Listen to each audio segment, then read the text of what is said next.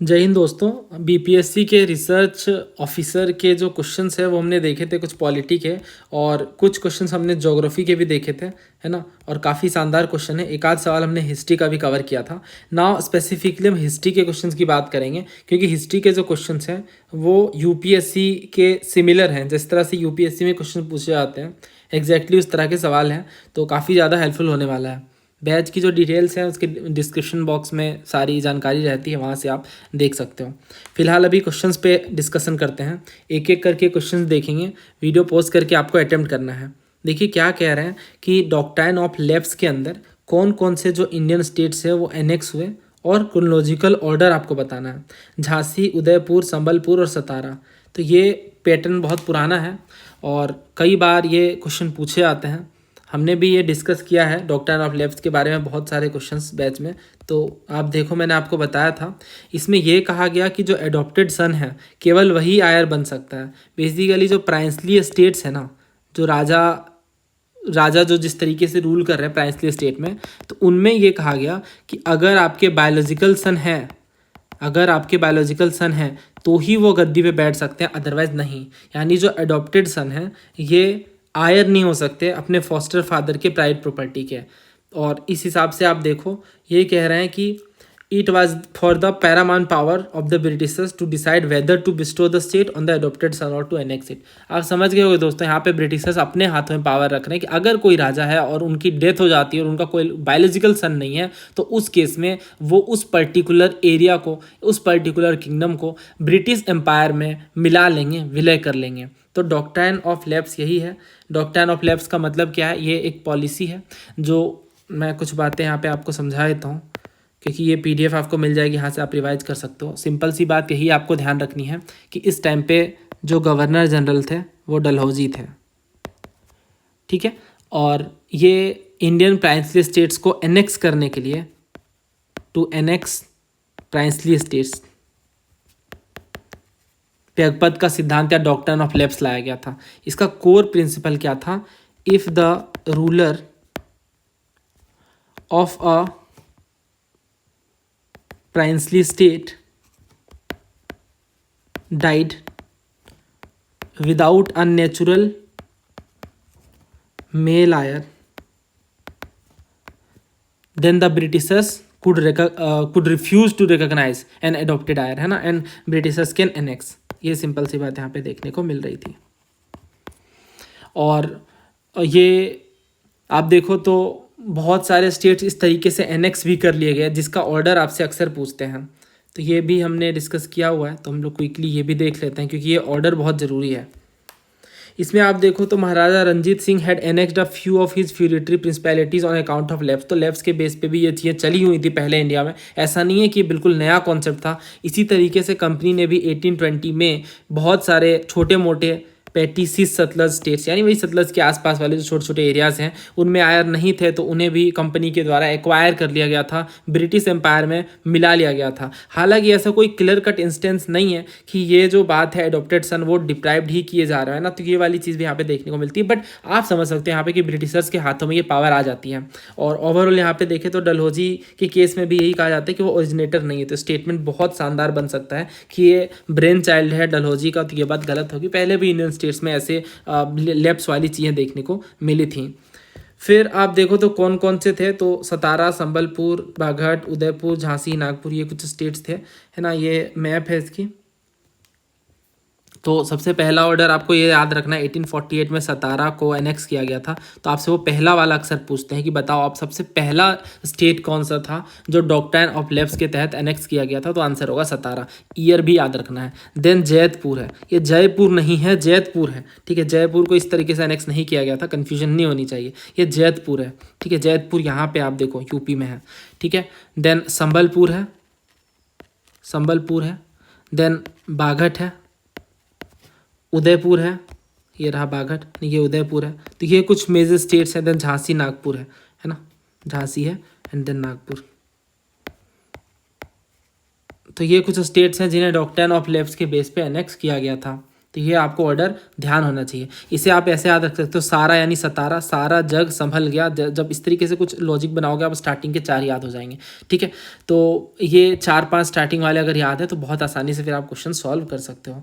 1-2 question हम लोग अच्छे वाले देख लेते हैं जो पहले पूछे गए हैं। ये क्वेश्चन आप देखो तो बड़ा लंबा सा असर्शन है, रीज़न है। कह रहे हैं कि ये डलहौजी ने फॉर्मुलेट करा डॉक्ट्रिन ऑफ लेब्स को, और इन्होंने डिसरिगार्ड कर दिया किस बात को, right of an adopted heir to the throne and the state automatically left into British dominion if the ruler died without any biological natural heir. यही बात वही मैंने आपको बताई है कि डॉक्ट्रिन ऑफ लेब्स जो कि डलहौजी ने फॉर्मुलेट करा था, इसमें इन्होंने ये कहा कि अगर एडॉप्टेड आयर है राजा का तो उस चीज़ को ये डिसरिगार्ड कर सकते हैं and state will automatically lapse into the British dominion. Then reason कह रहे हैं कि जो डॉक्ट्रिन ऑफ लेब्स है वो एक पार्ट था डलहौजी के प्रोग्राम का, क्योंकि ये इंडिया को यूनिफाई करना चाहता था ब्रिटिश एम्पायर के तहत। ठीक है, under strict control by doing away with alternative sovereignty held by Indian ruler. तो यहाँ पे आपको बताना क्या दोनों स्टेटमेंट और रीजन सही है। अगर दोनों सही हैं तो क्या इसको ये एक्सप्लेन करता है। यहाँ पे जो आंसर है ना वो सी है। सी इसलिए है क्योंकि आर जो है ना वो गलत है। इसमें कह रहे हैं कि एक पार्ट था डलहौजी के प्रोग्राम का of bringing a unified India under strict control by doing away with alternative sovereignties held by Indian ruler in princes. तो इसका आंसर क्या है, आंसर है यहाँ पे ए, यानी दोनों बातें सही है। ये इसको एक्सप्लेन भी करता है। वैसी बात है, डलहौजी का प्रोग्राम था कि ब्रिटिश एम्पायर को और बड़ा करना है, एक्सपैंड करना है। उससे रिलेटेड और भी चीज़ें हम पढ़ते हैं, लाइक वो अवध को भी कहते हैं ये तो एक चेरी है जो एक दिन हमारे मुंह में आके गिरेगा। इस तरह की बहुत सारी बातें, एसोसिएटेड बातें देखने को मिलती हैं, है ना। तो यहाँ पे आंसर ए है। और भी कुछ क्वेश्चंस हैं, जैसे ये डॉक्ट्रिन ऑफ लेब्स के लिए किसे जाना जाता है, तो आप समझ ही रहे हो डलहौजी की बात कर रहे हैं ये। देन यहाँ पे कह रहे हैं कि पहला स्टेट कौन सा था जो एनेक्स किया गया। सीडीएस वगैरह में भी ऐसे क्वेश्चन पूछे जाते हैं ना। तो 1848 में सतारा को एनेक्स किया गया था। देन इसके बाद ये इस तरीके के क्वेश्चन होते हैं कई सारे। खैर अभी इस पर हम लोग आते हैं, इस क्वेश्चन पे। तो इसमें आप देखो तो सबसे पहले क्या है, सतारा है, सारा जग है ना। तो जैतपुर नहीं है ऑप्शन में, देन संभलपुर है। तो कोई बात नहीं, जैतपुर की जगह संभलपुर पे हम जाएंगे, यानी 4 पहले आएगा देन 3 आएगा। 4 और 3 बस एक ही ऑप्शन में, तो हमारा आंसर निकल कर आ गया है। यहाँ पे आंसर जो है वो ऑप्शन बी है। यहाँ पे आंसर क्या है, ऑप्शन बी, 4 3 2 1। देन इसके बाद नंबर है उदयपुर का, देन झांसी का। तो सतारा को एनेक्स किया गया 1848 में। देन संबलपुर को एनेक्स किया गया 1849 में, है ना। देन इसके बाद नंबर आता है उदयपुर का 1852। एंड झांसी को तो एनेक्स किया गया था 1853 या 54 के अराउंड। ठीक है, तो इस तरीके से ये ऑर्डर बनता है। आगे बढ़ते हैं, नेक्स्ट क्वेश्चन देखिए। राइजिंग नेशनल कॉन्शियसनेस के बेस पे, जो कि लेट 19th सेंचुरी में है, उनके रेफरेंस में आपको बताना है। राइजिंग नेशनल कॉन्शियसनेस का मतलब राष्ट्र को जोड़ने की जो प्रक्रिया है, जो सोच है, वो काफ़ी आगे बढ़ रही थी। उसके बेस पे मैं बता रहा हूँ, लेट 19th सेंचुरी की बात कर रहे हैं। पहला कह रहा है national party became the symbol of emerging spirit and a new era. मतलब जो न्यू एरा की हम बात कर रहे हैं, जो स्पिरिट की बात कर रहे हैं, वो उभरती हुए स्पिरिट के लिए एक नेशनल पार्टी बन गई थी जो नेशनल लेवल पे लोगों को एक साथ लाने का काम कर रही थी। दूसरा कह रहा है मेजर नेशनलिस्ट न्यूज़पेपर ने restrained to develop anti British edge, यानी जो ब्रिटिशर्स के खिलाफ, जो ब्रिटिशर्स के विरोधी चीज़ें डेवलप हो रही थी उनको रोकने का काम किया। देन तीसरा कह रहा है Indians were unsuccessful in drawing a crucial political lesson from European thwarting the Ilbert bill. बहुत ही शानदार स्टेटमेंट है ये भी। कह रहे हैं कि इंडियंस अनसक्सेसफुल हो जाते हैं, और क्यों, क्योंकि इल्बर्ट बिल को रोक नहीं पाते हैं। तो यहाँ पे आपको बताना है कि कौन कौन सा सही है। दोस्तों अगर आप इसे ऐसे सोचो, मैंने आपको बताया हुआ है कि यूजुअली जो नेगेटिव स्टेटमेंट्स हैं इस तरह के क्वेश्चन में वो गलत होते हैं। यहाँ पे भी ये गलत है। जैसे ये जो तीसरा है ना, कह रहे हैं इंडियंस वर अनसक्सेसफुल, नहीं, ये तो गलत है साफ तौर से, क्योंकि इंडियंस ने एक बहुत बड़ा उन्हें पॉलिटिकल लेसन मिला इन इल्बर्ट बिल के कंट्रोवर्सी से, और जो ब्रिटिशर्स की रेशियल डिस्क्रिमिनेशन थी वो एक्सपोज्ड हो गई। ब्रिटिशर्स कैसे खुद को रेशियली सुपीरियर समझ रहे हैं और इंडियंस को इन्फीरियर समझ रहे हैं, जो इनका प्रिजडिस है वो डीपली इंट्रेंस था ब्रिटिशर्स में। तो ये वाली चीज़ इंडियंस के सामने एक्सपोज्ड हो गई, सामने आ गई। जो दोहरा चरित्र है ब्रिटिशर्स का वो देखने को मिला इस केस में। तो ये इस वजह से गलत है तीसरे को आप हटाओगे तो हमारे पास 2 ऑप्शन बचते हैं, या तो पहला सही या तो दूसरा तो साफ तौर से गलत है। कह रहे हैं कि नेशनलिस्ट न्यूज़पेपर ने उल्टा रोका एंटी ब्रिटिश एज को, नहीं, इन्होंने तो और उल्टा बढ़ाया। केसरी न्यूज़पेपर हो, अमृत बाजार पत्रिका हो, द हिंदू हो, जितने भी न्यूज़पेपर्स थे उस टाइम पे, उन्होंने कॉलोनियल पॉलिसीज़ को बहुत क्रिटिसाइज़ करा, जिससे नेशनलिज्म बढ़ गया। तो दूसरा यहाँ पे गलत है। तो आंसर क्या है, सी, 1 ओनली। पहला सही है, नेशनल पार्टी। यहाँ पे ये बात की जा रही है कांग्रेस की, आईएनसी की। तो ये पार्टी वो एक नेशनल पार्टी के रूप में उभर कर आती है इस टाइम पे, जो लोगों को जोड़ने का काम करती है, इमर्जिंग नेशनल कॉन्शियसनेस को एक्सप्रेस करती हैं और न्यू पॉलिटिकल एरा के सिंबल के रूप में ये देखी जाती हैं। तो ये इल्बर्ट बिल कंट्रोवर्सी है जिसमें रेशियल डिस्क्रिमिनेशन एक्सपोज हो गया, जिससे इंडियन नेशनलिज्म और मजबूत हुआ और ऑर्गेनाइज्ड पॉलिटिकल एक्टिविटी को भी बढ़ावा मिला। ऐसे क्वेश्चन पहले बहुत पूछे गए हैं, जिसमें यहाँ पे कह रहे हैं कि कौन सा फैक्टर है जिसने greatest racial cleavage in India before the foundation of INC. INC के फॉर्मेशन यानी कांग्रेस के फॉर्मेशन से पहले ही एक रेशियल क्लीवेज को साबित करता है, खास तौर से इंडियंस के खिलाफ। तो यहाँ पे कह रहे हैं कि इल्बर्ट बिल कंट्रोवर्सी, तो यही वाला इल्बर्ट बिल है जिसकी हम बात कर रहे हैं, जो रेशियल डिस्क्रिमिनेशन को बढ़ावा देने का काम करता है। अभी मैं आपको थोड़ा ब्रीफ में बता देता हूँ, पहले ये भी देख लेते हैं।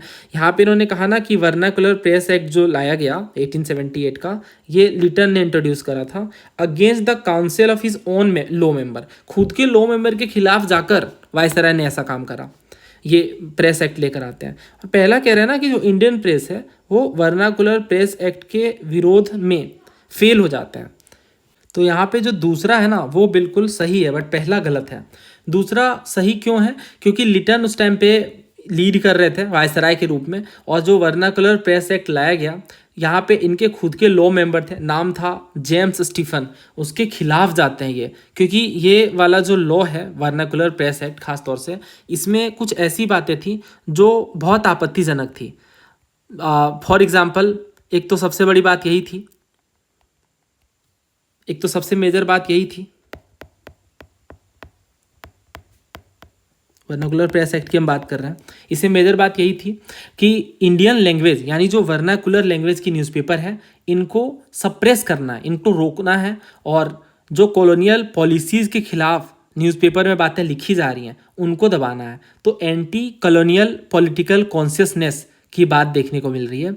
और जो भी, चाहे वो कोई सा भी लोकल लैंग्वेज हो, चाहे वो मराठी हो, बंगाली हो, इनमें जो न्यूज़पेपर पब्लिश की जा रही थी, इनको खास तौर से रोकने का प्रयास था। और अगर ये वॉयलेशन होता है तो उस केस में जो प्रिंटिंग इक्विपमेंट है उनको ही जब्त कर लिया जाएगा, है ना। तो ये ऐसा नहीं है कि उस केस में कोई कोर्ट ऑफ अपील की पावर मिली थी, कोर्ट भी नहीं जा सकते हो आप। अगर आप न्यूज़पेपर को इस तरीके से न्यूज़पेपर को पब्लिश कर रहे थे उस टाइम पे, जो ब्रिटिशर्स के खिलाफ जा रही थी, तो आपकी जो प्रिंटिंग और बाकी चीज़ें हैं उनको जब्त कर लिया जा सकता था। कोई नॉर्मल राइट नहीं था ऑफ अपील टू कोर्ट। तो ये वाली बात, इनफैक्ट बहुत सारे ऐसे न्यूज़पेपर थे, जैसे अमृत बाजार पत्रिका जो बंगाली में थी, वो रातों रात इंग्लिश में चेंज कर दी गई कि एटलीस्ट अब यहाँ पे वर्नाकुलर वाली बात जो है वो अप्लाई नहीं होगी। ऐसे बहुत सारे न्यूज़पेपर थे दोस्तों, है ना। तो ये जो कह रहे हैं ना कि फेल्ड टू प्रोटेस्ट, नहीं, ऐसा नहीं है। बहुत बढ़ चढ़ के बातें यहाँ पे देखने को मिली। It was not failed to protest, तो इस वजह से पहला गलत है। बाकी मैंने ये और एक्सप्लेन करा है, 2022 वाला जो पेपर है उस टाइम पे मैंने ये आपको बताया हुआ है। तो आंसर होगा B2 ओनली।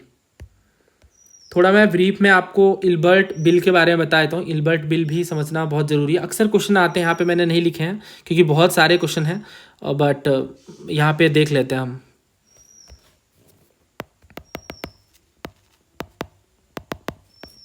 तो ये 1883 की बात है। ये इंट्रोड्यूस किया गया किसके टाइम पे? तो रिपन के टाइम पे इल्बर्ट बिल लाया गया था, 1883। तो इसमें क्या है ना, ये इल्बर्ट लेकर आते हैं, उस टाइम पे लो मेंबर होते हैं वायसराय एग्जीक्यूटिव काउंसिल के, इस वजह से नाम पड़ा इल्बर्ट बिल। इसमें यह कहा गया जो इंडियन जजेज या मजिस्ट्रेट हैं,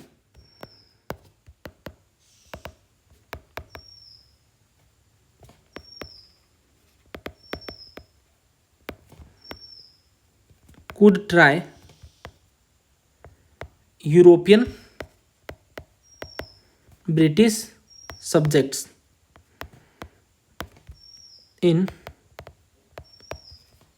criminal cases। यहाँ पे क्या कहा गया कि जो भी इंडियन जज या मजिस्ट्रेट है वो भी यूरोपियन ब्रिटिश सब्जेक्ट्स को, यानी अगर कोई यूरोपियन इन्वॉल्व है किसी तरह के क्रिमिनल केस में, तो उस केस में मजिस्ट्रेट उस बात का फैसला कर सकते हैं। ये बिल में बात कही गई। बिल से पहले क्या था कि यूरोपियन ब्रिटिश सब्जेक्ट को एक रेशियल जुडिशियल प्रिविलेज था। कोई भी इंडियन जज किसी भी ब्रिटिश, जो ब्रिटिश ओरिजिन के हैं, जो ब्रिटिशर्स हैं, उन सब्जेक्ट के खिलाफ जाकर कोई फैसला नहीं दे सकते थे। तो आप समझ लो दोस्तों किस तरह की रेशियल सुपीरियरिटी की बात देखने को मिल रही थी ब्रिटिशर्स के माइंड में। तो ये जब बिल लाया गया ना, तो वहाँ पे जितने भी लोग थे, जो भी यूरोपियंस थे, उनके माइंड में ये बात गई कि ये तो सरासर हमारे खिलाफ जाने की बात है। तो इस वजह से यूरोपियंस ने इसका बहुत अपोजिशन किया। इनफैक्ट आप देखो तो एक बहुत कैंपेन चलाया गया इस बिल के खिलाफ। रिपन जो है वो बहुत सीधे सोच का था इस मामले में। उसे लगता था ठीक है, इंडियन जज भी है तो क्या प्रॉब्लम है, वो भी फैसला कर सकते हैं ब्रिटिशर्स के खिलाफ। बट ये वाली बात वहाँ पे मौजूद लोगों को पसंद नहीं आई। तो ये जो अपोजिशन है ना, इस वजह से यूरोपियंस ने अपोज करा बल्कि इस बिल को, और बहुत सारे चंदे पैसे बहुत चीज़ें इकट्ठी की गई। आप थोड़ा इस पर रिसर्च करोगे तो आप समझोगे कि किस तरह से ये सॉफ्ट पावर का भी इस्तेमाल किया गया था यहाँ पे। हालांकि जो यूरोपियंस ने अपोज करा, सिंपल सी बात है, तो रेशियल प्रिजुडिस पे बेस्ड है। उन्होंने ये कहा कि इंडियन जज तो इनकेपेबल हैं यूरोपियंस को फेयरली जज करने के लिए, पहली चीज़। दूसरा, ये ऑब्वियस सी बात है, ये तो प्रिविलेज पोजीशन मिल गई ना, और ये कॉलोनियल रूल चल रहा है, तो फिर इंडियंस को हम प्रिविलेज पोजीशन क्यों देंगे। तो ये जो कंट्रोवर्सी है ये दिखाता है साफ तौर से रेशियल एक्सपोजिशन, है ना। तो ब्रिटिशर्स गॉट रेशियली एक्सपोज। तो फिर सिंपल सी बात है, इसके बाद क्या हुआ कि ब्रिटिश गवर्नमेंट ने इवेंचुअली कॉम्प्रोमाइज़ करा, जो ओरिजिनल बिल है वो डाइल्यूट हो गया, और यूरोपियन ब्रिटिश सब्जेक्ट एक ट्रायल की डिमांड कर सकते थे बाय जूरी, जिसमें कुछ मेंबर्स एटलीस्ट यूरोपियन हों। तो ये bill failed to achieve its original objective. तो अब यहाँ पे आप पढ़ो और चीज़ें, it will make more sense if you will now read those statements. पहला कह रहा है national party became the symbol of emerging spirit, ये बात सही है। दूसरा कह रहा है major nationalist newspaper restrained to develop anti British edge, ये तो गलत बात है। तीसरा कह रहा है कि Indians were unsuccessful in drawing a crucial political lesson from Europeans, ये बात भी गलत है, क्योंकि हमने देखा कि ये है ना, ये आप देखो, चाहे वो बात हो वर्नाकुलर प्रेस की या फिर वो बात हो ये रेशियल क्लीवेज वगैरह की, तो ये सारी बातें समझ आई इंडियंस को, और डेफिनेटली आंसर यहाँ पे सी है। नेक्स्ट क्वेश्चन देखिए, तो ये 3 स्टेटमेंट्स हैं जिनको मैं जूम इन कर रहा हूँ, ये इसके ऑप्शंस हैं। तो क्विट इंडिया मूवमेंट की बात कर रहे हैं। ये क्विट इंडिया मूवमेंट के रेफरेंस में जो फर्स्ट पैरेलल गवर्नमेंट बनी थी, उनके रेफरेंस में 3 स्टेटमेंट है। पहला कह रहे हैं ये बलिया में स्टैब्लिश हुई थी। दूसरा कह रहे हैं चित्तू पांडे जी के द्वारा ये लीड किया गया था, जो खुद को एक गांधीयन के रूप में आइडेंटिफाई करते हैं। तीसरा कह रहे हैं कि ये सक्सेसफुली ब्रिटिश मिलिट्री इंटरवेंशन को कुछ महीनों के लिए रोक देती हैं। तो दोस्तों यहाँ पे जो पैरेलल गवर्नमेंट है बहुत फेमस हुई थी, क्या आप पढ़ो एक बार। लास्ट भी हमने डिस्कस करा था ये। During the quit India movement parallel national government was established eight many places, जिसमें कौन सी बात गलत है। तो हुआ कुछ ऐसा कि बहुत सारे पैरेलल गवर्नमेंट बना दिए गया 1942 में ही, जिसमें बलिया बहुत आगे बढ़ के आया अंडर चित्तू पांडे। 1942 में एक वीक के लिए इन्होंने पैरेलल गवर्नमेंट इस्टेब्लिश कर लिया। मतलब ब्रिटिश एम्पायर है तो है अपनी जगह पे, हम यहाँ पे पैरेलल गवर्नमेंट चलाएंगे। बहुत सारे कांग्रेस लीडर्स को इन्होंने रिलीज़ भी करवाया था। तो ये यहाँ पे आप देखो तो क्या क्या है ऑप्शन। बलिया वाला पर स्पेसिफिकली ध्यान रखना, लेट मी एक्सप्लेन इनमें कौन कौन से हैं। तो बलिया है, हम बात कर रहे हैं पैरेलल गवर्नमेंट की, पैरेलल गवर्नमेंट 1942 में क्विट इंडिया मूवमेंट के साथ। तो बलिया में अगस्त 1942 में एक वीक के लिए यहाँ पे चित्तू पांडे जी के नेतृत्व में पैरेलल गवर्नमेंट स्टैब्लिश की गई थी। देन तमलुक में भी किया गया था। तमलुक यानी हम बात कर रहे हैं मिदनापुर की, बंगाल वाले रीजन में। तो यहाँ पे जो स्टैब्लिश किया गया था वो जातीय सरकार,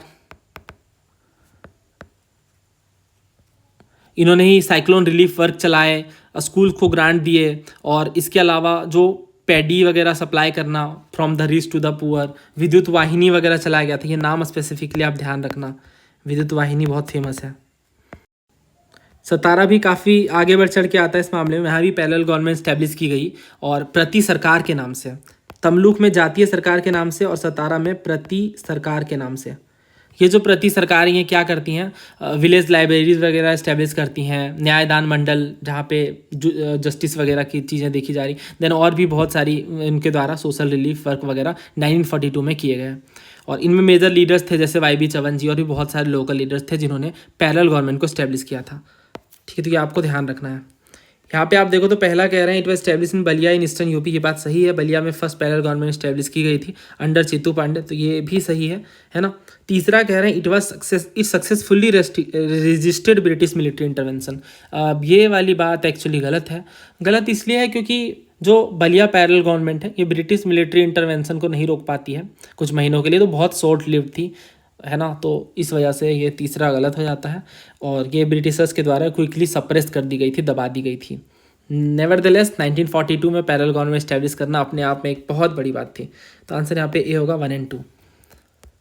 तो अब ध्यान रखना थोड़ा दोस्तों, बलिया है, तमलुक है, सतारा है। तमलुक यानी वही बंगाल वाला रीजन, जातीय सरकार के नाम से, दिन सतारा में प्रति सरकार के नाम से, और बलिया में चित्तू पांडे जी।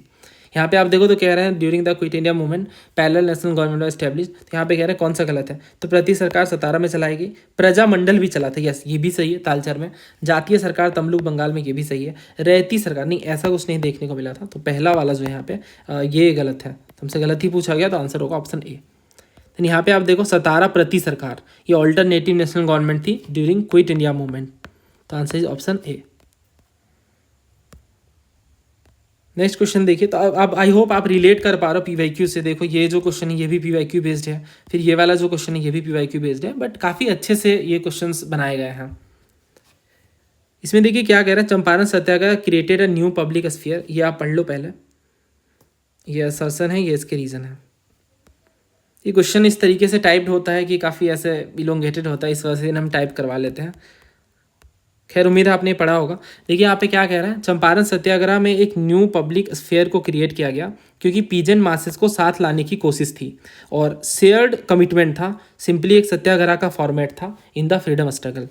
पहला कह रहा है चंपारण पीजेंट्स को सेंटर स्टेज में लाया गया in the national public sphere जब कॉलोनियल कॉन्टेक्स्ट ने मना कर दिया उस तरह के स्टेटस को। रीज़न ये कह रहे हैं जब लोकल सत्याग्रह की ज्वाइनिंग देखने को मिली तो चंपारण पीजेंट्स नेशनल लेवल तक नहीं पहुंच पाए। दोस्तों ये रीज़न ना गलत है। रीज़न इसलिए गलत है क्योंकि जो चंपारण में पार्टिसिपेशन था it actually help to connect local peasant struggles with the broader national movement, और ख़ास तौर से ये दिखाया गया कि इस देश का आम किसान ऑर्डिनरी पीजेंट भी एक्टिव पार्टिसिपेंट्स बन सकता है फ्रीडम स्ट्रगल में। तो ये वाली बात यहाँ पे देखने को मिल रही है कि रीज़न गलत है और असर्शन सही है। So answer is C, A is true but R is false. तो चंपारण सत्याग्रह जैसा कि आप जानते हो ये पीजेंट्स को नेशनल या पॉलिटिकल स्फीयर में लेकर आता है और ये लोकल एग्रेरियन ग्रीवेंस था, एक बहुत लोकल लेवल का मामला था इस तरीके से अगर देखा जाए तो एग्रेरियन ग्रीवेंस था, समस्या थी लोकल लेवल पे, पर उसको मास लेवल पे कनेक्ट करने का काम किया गया लीडर्स के द्वारा, जिनमें गांधी जी भी प्रमुख थे और भी बहुत सारे मेजर लीडर्स थे, है ना। तो लोकल एग्रेरियन ग्रीवेंस को अगेंस्ट द इंडिगो प्लांटेशन ये वाइडर इशू बन गया ऑफ कॉलोनियल इनजस्टिस। नेक्स्ट ये देखिए, तो इंडियन कैपिटलिस्ट के रेफरेंस में जो जिन्होंने नेशनल मूवमेंट में पार्टिसिपेट किया उसके बेस पे 3 स्टेटमेंट दिए गए और आपको करेक्ट वाला बताना है। पहला कह रहे हैं Indian capitalist gradually understood that imperialism was the direct cause of their commercial backwardness, यानी जो इंपीरियलिज्म है, जो गुलामी है, ये मेन वजह है कि कमर्शियली बैकवर्ड हैं इंडियन कैपिटलिस्ट। ठीक है, तो मेन यही कह रहे हैं कि साम्राज्यवाद ही मूल जड़ है इस चीज़ का। दूसरा कह रहे हैं for their success Indian capitalist dependent on colonial trade tariff and taxation policies. तीसरा कह रहे हैं, अच्छा ये इसका मतलब आप समझ गए ना कि इंडियन कैपिटलिस्ट की जो सफलता है वो कॉलोनियल ट्रेड की वजह से हो रही है, कॉलोनियल टैरिफ या जो टैक्सेस ले रहे हैं ये ब्रिटिश गवर्नमेंट, इस वजह से फ़ायदा मिल रहा है इंडियन कैपिटलिस्ट को। तीसरा कह रहे हैं इंडियन कैपिटलिस्ट का जो पार्टिसिपेशन रहा सिविल डिसोबीडियंस मूवमेंट में, इससे मूवमेंट का सोशल बेस बढ़ा है। दूसरा वाला तो दोस्तों आप समझ ही सकते हो कि साफ तौर से गलत है, क्योंकि इंडियन कैपिटलिस्ट तो कॉलोनियल ट्रेड पे डिपेंड नहीं थे। इनफैक्ट उन्होंने कॉलोनियल पॉलिसीज़ का विरोध किया, क्योंकि जो कॉलोनियल पॉलिसीज़ थी वो मर्सेंटाइलिस्ट थी, है ना, ये तो हम पढ़ते ही हैं। मर्सेंटाइलिस्ट इकोनॉमी थी, यानी यहाँ से फ़ायदा लिया जा रहा था और ब्रिटिशर्स को फ़ायदा पहुँचाया जा रहा था इकोनॉमिकली। और उन्होंने कहा था ना, एक बहुत बड़े लीडर ने कहा भी था इस कॉन्टेक्स्ट में बहुत पहले 1890s में अराउंड, कि यहाँ के गंगा नदी से चीज़ों को निचोड़ा जा रहा है एंड टेम्स में जाकर छोड़ दिया जा रहा है ना। तो इस कॉन्टेक्स्ट में भी आप इस चीज़ को समझ सकते हो कि जो इंडियन कैपिटलिस्ट है उन्होंने कॉलोनियल ट्रेड का सहारा नहीं लिया, बल्कि उन्होंने उस चीज़ का विरोध किया क्योंकि वो ब्रिटिश इकोनॉमिक स्ट्रेंथ इंटरेस्ट को फेवर कर रहे थे। तो इस वजह से उन्होंने टेरिफ प्रोटेक्शन की बात करी, राइट। तो सेकंड यहाँ पे गलत है, सेकंड गलत है, तो ये हट गया, ये हट गया। देन हमें थर्ड चेक करना है और पहला चेक करना है। तो पहला बिल्कुल सही है कि हाँ इंपीरियलिज्म मेन जड़ है, क्योंकि इंपीरियलिज्म जो है ये हमेशा ब्रिटिश पॉलिसीज़ को फेवर कर रहा था, तो पहला सही है। तीसरा कह रहे हैं इंडियन कैपिटलिस्ट का जो पार्टिसिपेशन रहा इसमें मूवमेंट का सोशल बेस बढ़ा। जो इंडियन कैपिटलिस्ट ने सिविल डिसओबीडियंस मूवमेंट में अपना योगदान दिया, इस वजह से क्या हुआ, इस वजह से फ़ायदा ये हुआ कि बिजनेस कम्युनिटी को और एक्सपेंशन मिला और मूवमेंट का सोशल बेस और मजबूत हुआ और ब्रॉड हुआ। तो आंसर होगा यहाँ पे बी 1 और 3। ऐसे क्वेश्चन बहुत पूछे गए हैं पास्ट में, है ना, हमने कई बार डिस्कस किया है, और ये इंडियन नेशनल मूवमेंट का एक कोर क्वेश्चन है जिसमें वो आपसे पूछते हैं कि कौन सी सोसाइटी का कौन सा सेक्शन किस तरह से पार्टिसिपेशन में भाग लेता है। देन आप ये क्वेश्चन देखिए, इसमें क्रोनोलॉजिकल सीक्वेंस में रिवोल्यूशनरीज को अरेंज करना है। Bhagat Singh and B K Dutt, Khudiram Bose and Prafulla Chaki, Surya Sen and Ganesh Ghosh, Ram Prasad Bismil and Ashfaq Ullah Khan. तो कई बार हमने डिस्कस किया है दोस्तों, अक्सर ये इस तरह के क्वेश्चन देखने को मिलते हैं। ये अगर हम बात करें खुदीराम बोस एंड प्रफुल्ल चाकी जी की, तो 1908 में मुजफ्फरपुर कॉन्स्पिरेसी होती है, ये याद रखना आप, मुजफ्फरपुर केस की हम बात कर रहे हैं 1908। Basically Khudiram Bose and Prafulla Chaki they attempted to assassinate Kingsford, जो कि ब्रिटिश मजिस्ट्रेट थे उस टाइम पे। ये जो बॉम्ब अटैक है ये 30 अप्रैल 1908 को होता है, and Khudiram Bose was captured and martyred as we all know, and he was very young right at that time, and Prafulla Chaki also got martyred when he was trying to evade. तो ये one of the early major revolutionary activities है, क्योंकि आप देखो time period दोस्तों 1908 की हम बात कर रहे हैं। देन इसके बाद सेकंड नंबर पे कौन आते हैं, राम प्रसाद बिस्मिल एंड अशफाक उल्लाह खान जी, 1925 की बात है। ये काकोरी ट्रेन कॉन्स्पिरेसी के नाम से हम लोग जानते हैं। बात कुछ ऐसी है कि 9 अगस्त 1925 को HRA हिंदुस्तान रिपब्लिकन एसोसिएशन के जो रिवोल्यूशनरीज़ हैं ये गवर्नमेंट ट्रेजरी को लूटते हैं जब ये ट्रांसपोर्ट किया जाता है बाय ट्रेन, है ना, और इनका मेन पर्पस क्या होता है कि ये फंड्स को ऑब्टेन करें फॉर रिवोल्यूशनरी एक्टिविटीज़। तो इस वजह से ये 1925 का इवेंट है दोस्तों। देन इसके बाद थर्ड नंबर पे आते हैं Bhagat Singh ji and B K Dutt जी। ये सेंट्रल लेजिस्लेटिव असेंबली के बॉम्बिंग से जुड़ा हुआ है। 8 अप्रैल 1929 की बात है, ये दिल्ली के असेंबली में बॉम्ब्स फेंकते हैं, और यहाँ पे कोई भी मकसद किसी को फिजिकली हार्म पहुँचाने का नहीं होता है, बल्कि बहरे कानों तक आवाज़ यानी ब्रिटिशर्स तक आवाज़ पहुँचाने के लिए ये धमाका किया जाता है, and they deliberately allowed themselves to be arrested, and ये HSRA से जुड़े हुए हैं। देन इस हिसाब से ये जो ईयर है ये 1929 का है। सूर्य सेन जी आते हैं मास्टर दा, कई बार मैंने डिस्कस किया है दोस्तों, क्योंकि one of the unheard things, क्योंकि जब भी मैं आपको बताता हूँ कि हम फ्रीडम फाइटर्स की बात कर रहे हैं तो मुझे लगता है कि जो डिस्कशन जिस लेवल पे होना चाहिए सभी फ्रीडम फाइटर्स का, वो उन्हें ड्यू रिस्पेक्ट मिलनी चाहिए राइट। तो सूर्य सेन जी जिन्हें मास्टर दा कहते हैं, इन्होंने चिटागोंग में, या चिटगांव कहते हैं हिंदी में, जो बांग्लादेश में प्रेजेंट है, इन्होंने ये मिलिट्री एक्टिविटीज़ जो रिवोल्यूशनरी एक्टिविटीज़ हैं उन्हें लीड किया था, और बेसिकली आर्म्स को सीज करना चाहते थे, ब्रिटिश कम्युनिकेशन को डिसरप्ट करना चाहते थे। Ganesh Ghosh ji one of the most important participant थे उस टाइम पे, एंड सूर्य सेन जी जो इस पार्टिकुलर चिटागोंग आर्मरी को जिन्होंने लीड करा, and he was मार्टियर्ड in 1934 right. तो ये 1930 की बात है, ये बहुत अच्छी मूवी है खेले हम जी जान से, ये आप देख सकते हो, ये जुड़ी हुई है चिटागोंग आर्मरी रेड से, है ना, और इसमें बहुत सारी फीमेल रिवोल्यूशनरी फाइटर्स भी थी फ्रेंड्स, और इन्होंने भी बहुत अहम योगदान दिया है। चाहे हम बात करें शांति घोष जी की, चाहे सुनीति चौधरी जी की, इनका योगदान काफ़ी अहम है। तो यहाँ पे अब आप काफ़ी आसानी से अरेंज कर सकते हो। ये सबसे पहले 2 आएगा, देन 3, सबसे पहले 2 है, देन 4 है, फिर 1, फिर 3। तो 2, 4, 1, 3 किस में है, ऑप्शन डी में है, तो we will go with option D. Then ये नेक्स्ट क्वेश्चन देखिए, तो यहाँ पे फियरलेस एडिटर्स, ये वर्ड मुझे बहुत अच्छा लगा, एंड ये पब्लिश न्यूज़पेपर के साथ आपको मैच करना है। बाल गंगाधर तिलक, सुरेंद्र नाथ बैनर्जी, गोपाल कृष्ण गोखले एंड दादा भाई नौरोजी। तो क्या आंसर हो सकता है इसका, ये तो आसान सवाल है, अक्सर ऐसे क्वेश्चन देखने को मिलते हैं, और सही आंसर यहाँ पे है ये बाल गंगाधर तिलक जी। केसरी और मराठा 2 न्यूज़पेपर इनके द्वारा निकाली जाती थी, है ना। आप बताना कमेंट में कि ये कौन से भाषा में निकाली जाती थी। देन सुरेंद्र नाथ बैनर्जी हैं जिन्होंने बंगाली न्यूज़पेपर को फाउंड करा, ये एडिटर थे इनके। गोपाल कृष्ण गोखले जी हैं जो सुधारक के हैं, और दादा भाई नौरोजी जी ने वॉइस ऑफ इंडिया को पब्लिश करा। तो इस हिसाब से आंसर बनेगा A 3, 4, 1, 2। बहुत सारे क्वेश्चन हैं न्यूज़पेपर पर, हमने अलग से एक वीडियो बनाई हुई है। नेक्स्ट क्वेश्चन देखिए, हरप्पन साइट्स की हम बात कर रहे हैं जो उत्तर प्रदेश में नहीं है, मंडी, हुलास, देसालपुर या आलमगीरपुर। तो दोस्तों ये बैच के अंदर हमने डिस्कस किया हुआ है कई बार। जैसे आप देखो तो ये extent of Indus Valley civilization, and फिर हमने लोकेशन वगैरह भी देखे थे।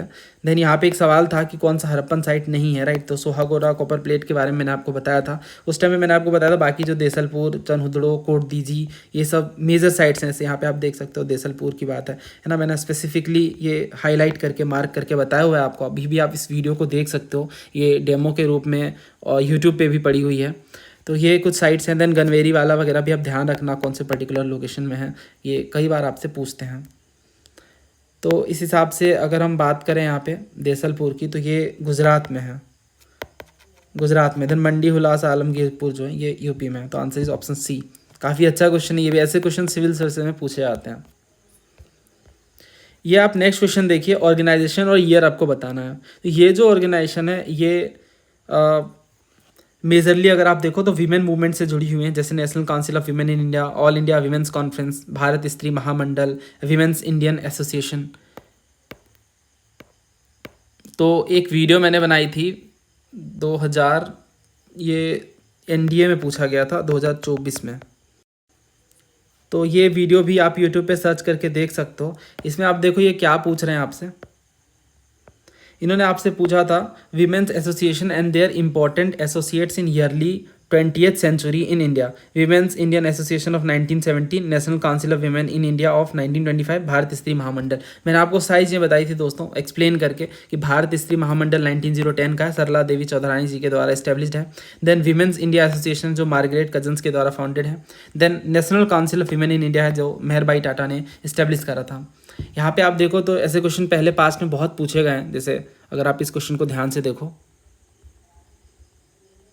तो यहाँ पे ये क्या कह रहे हैं कि जो वीमेंस इंडियन एसोसिएशन है इनके लीड कौन थे, है ना। तो यहाँ पे आंसर क्या होगा, ऑप्शन ए यहाँ पे करेक्ट है, यानी मार्गरेट कजन्स। मार्गरेट कजन्स ने विमेन इंडियन एसोसिएशन को ऑर्गेनाइज करा था।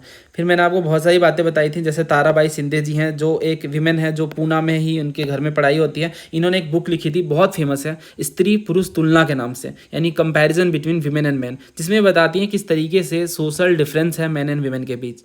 देन पंडिता रमाबाई जी हैं जो संस्कृत की स्कॉलर हैं, और इन्होंने बताया कि बहुत सारी मतलब क्रिटिसिज्म करा है इन्होंने कि किस तरह से कास्ट सिस्टम के कारण या ये जो डिफरेंसेस हैं मेल एंड फीमेल के बीच ये किस वजह से हैं, एंड जो मिजरेबल लाइफ है विमेन की, हिंदू विमेन की खास तौर से ये बात करती हैं, वो किन वजहों से हैं। देन इसके बाद फिर ये डेफिनेटली विडोज़ होम को इस्टेब्लिश करती हैं ताकि विडोज़ को शेल्टर प्रोवाइड कर सकें। तो इस तरीके से बात है काफ़ी सारी जो आपको ध्यान रखनी है। यहाँ पे इन्होंने बताया भी हुआ है तारा सिंधे जी ने कि स्त्री पुरुष तुलना में ये किस तरीके से समाज को देखती हैं,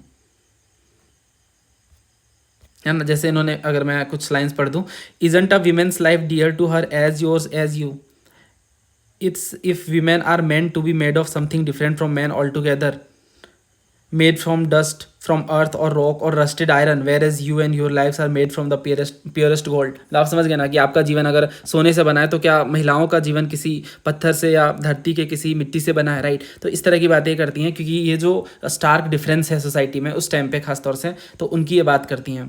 तो ये आप थोड़ा ध्यान रखना, कई बार पास्ट में पूछा भी गया है। देन आप देखो ऐसे क्वेश्चन बहुत पूछे आते हैं ना, हमने बहुत सारी चीज़ें यहाँ पे डिस्कस करी थी ना। अब आप ये अटैम्प्ट करो। तो national council of women in India जो है ये कब फाउंड हुआ है, 1925 में, तो ये AMH होगा। Then All India Women conference की हम बात करें तो ये इस्टेब्लिश हुआ है 1927 में। भारत स्त्री महामंडल की अगर बात करें हम तो ये 1910 में। विमेंस इंडियन एसोसिएशन ये फाउंड हुआ है 1917 में, ठीक है। तो ये इस हिसाब से मैच होगा। और ये फाउंडर का नाम आपको याद रखना होगा। देखिए सबसे पहले हम बात करें भारत स्त्री महामंडल की, भारत स्त्री महामंडल। ऐसे अगर आप लिख के याद करोगे दोस्तों तो बहुत ईजिली याद हो जाएगा, क्योंकि मेरे को ये ध्यान आ गया, मैंने लिख के पढ़ाया था, और 1910 है ना, इस तरीके से, तो ये याद आ जाता है। आप एक बार ज़रूर इसे ट्राई करना खुद से, है ना। और जब आप इसे इंटरवल्स में देखोगे तो इस तरह की चीज़ें रिकॉल रह जाती हैं। खैर अभी हम इनकी बात करें तो ये सरला देवी चौधरानी जी के द्वारा फाउंड है। देन इसके बाद अगर हम बात करें विमेंस इंडिया एसोसिएशन की, तो इनमें मार्गरेट कजन्स हैं मेजरली, एनी बेसेंट जी भी जुड़ी हुई थी। तो women's India association Margaret Cousins. Then इसके बाद अगर हम बात करें यहाँ पे national council of women in India की, तो ये लेडी मेहरबाई टाटा जी से जुड़ी हुई हैं।